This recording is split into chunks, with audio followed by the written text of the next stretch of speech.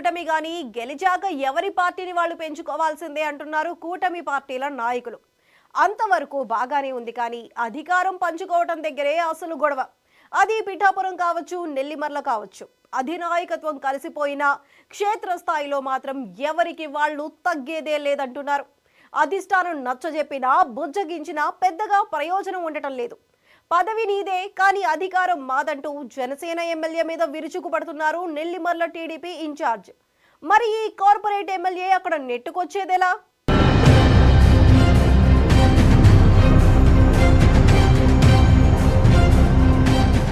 విజయనగరం జిల్లాలో జనసేన పోటీ చేసిన ఒకే సీటు నెల్లిమర్ల. భోగాపురం అంతర్జాతీయ విమానాశ్రయం ఇక్కడే ఉండటం వల్ల ఈ సీటు ప్రతిష్టాత్మకంగా మారింది. జాతీయ, అంతర్జాతీయ ప్రముఖుల రాక సందర్భంగా ఎమ్మెల్యేకుండే ప్రోటోకాల్ అందుకు ప్రధాన కారణం. కూటమి సీట్ల సర్దుబాటులో ఈ స్థానాన్ని జనసేన ఎంచుకోవడం, అప్పటికే ఆ పార్టీలో చురుగ్గా ఉన్న లోకం మాధవి బరిలో దిగటం చకచకా జరిగిపోయాయి. ఆమె బ్రాహ్మణ సామాజిక వర్గం వారైనా భర్త అక్కడ 40% ఓట్లున్న తూర్పు కాపు సామాజిక వర్గానికి చెందినవారు కావటం, miracle software systems company, miracle engineering కాలేజీల అధిపతిగా ధనబలం ఉన్న అభ్యర్థి కావటం కూడా ఆమెకు కలిసి వచ్చాయి.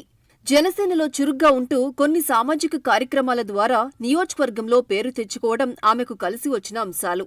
అదే సమయంలో తెలుగుదేశం అండ, వైసీపీ పాలన పట్ల వ్యతిరేకత లాంటివన్నీ ఆమె గెలుపుకు కారణమయ్యాయి.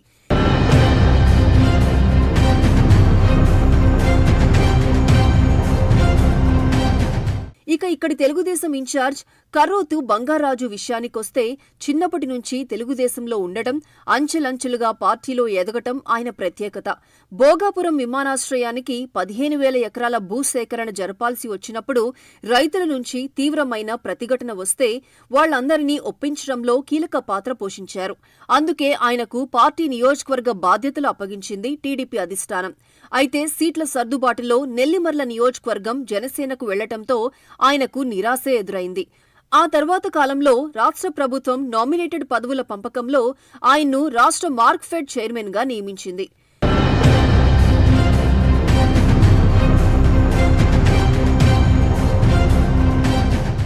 లోకం మాధవి సహా రాష్ట్రమంతటా కూటమి ఘన విజయం సాధించి అధికారంలోకి వచ్చాక నెల్లిమర్లలో కూటమి పార్టీల మధ్య అంతరం పెరుగుతూ వస్తోంది.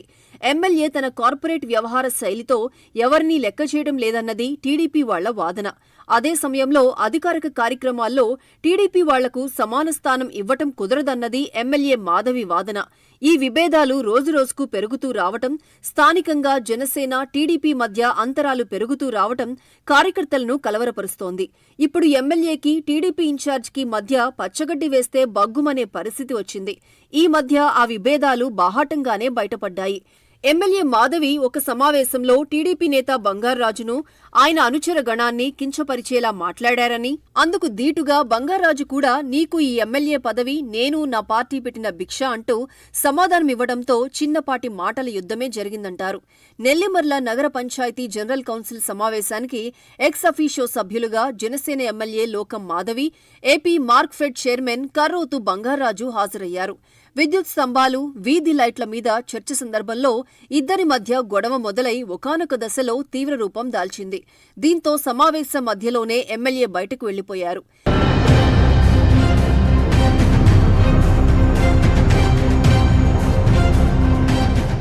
నిజానికి ఆ నియోజకవర్గంలో ఎన్నో ఏళ్లుగా ప్రజల్లో ఉన్న నాయకుడు కర్రోతు బంగారాజు. ఆయనకు జనంలో బాగానే గుర్తింపు ఉంది.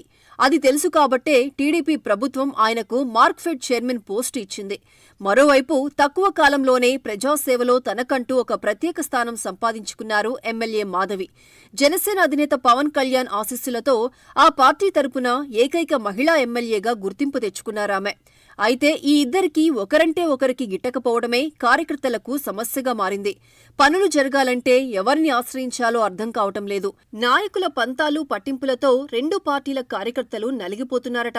ఇక అధికారుల పరిస్థితి మరీ దారుణంగా మారిందట. కరవమంటే కప్పకు, విడవమంటే పాముకు కోపంలా మారిపోయి ఎవరి మాట వినాలో అర్థం కాక తలలు పట్టుకుంటున్నారట. రెండు పార్టీల అగ్రనేతలు రాజీ చేస్తే తప్ప ఈ సమస్య కొలిక్కి వచ్చేటట్టు లేదంటున్నారు నెల్లిమర్ల ద్వితీయ శ్రేణి నాయకులు.